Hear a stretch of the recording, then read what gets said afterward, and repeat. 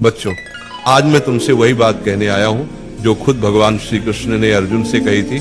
उठो, जागो और तब तक मत रुको जब तक लक्ष्य की प्राप्ति न हो जाए। आज तुम्हारा रणभूमि में कोई युद्ध का मैदान नहीं, तुम्हारा रणभूमि है तुम्हारा किताबें और सपने, तुम्हारा गांडीव है तुम्हारा पेन, और तुम्हारा दुश्मन कोई और नहीं बल्कि तुम्हारी आलस्य, डर और टालमटोल है। क्यों पढ़ाई से भागते हो?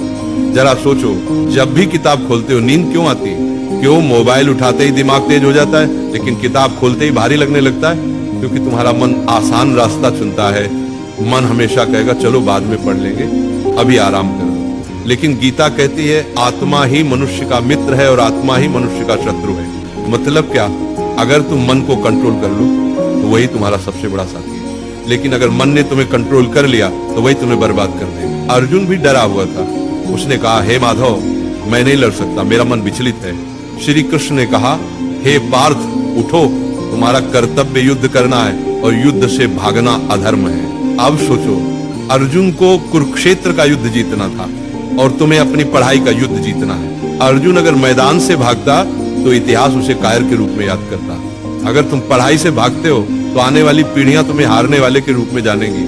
गीता का सबसे बड़ा संदेश है, कर्म करो, फल की चिंता मत करो। आज अगर तुम 5 घंटे पढ़ते हो तो तुरंत रिजल्ट नहीं दिखेगा, लेकिन ये मत सोचो कि मेहनत बेकार जा रही है। हर दिन का पसीना, हर दिन की पढ़ाई तुम्हारे अंदर ज्ञान और आत्मविश्वास का पहाड़ खड़ा कर रही है। फल अपने समय पर आएगा और जब आएगा तो दुनिया तुम्हारे कदम चूमेगी। आज तुम्हारा असली दुश्मन पढ़ाई नहीं, तुम्हारा असली दुश्मन है आलस्य, ध्यान भटकना, सोशल मीडिया और कल से पढ़ेंगे वाली सोच।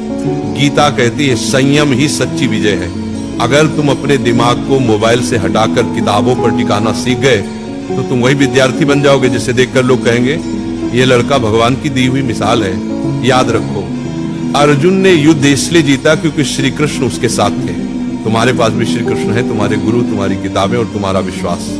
जब भी थक जाओ ये मंत्र याद करो, उठो अर्जुन, पढ़ाई तुम्हारा धर्म है, पढ़ाई तुम्हारा कर्म है।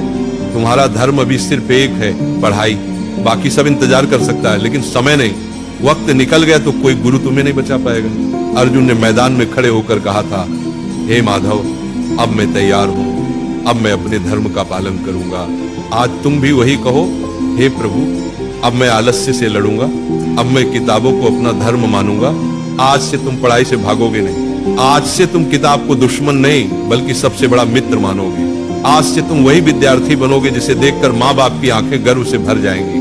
याद रखना, पढ़ाई ही तुम्हारा युद्ध है, मेहनत ही तुम्हारी गीता है और सफलता ही तुम्हारी विजयश्री है। और एक बात नाम जाप किया करो, राधा राधा। 24 घंटा में सिर्फ मुझे 24 मिनट देकर देखो, फिर तुम कहना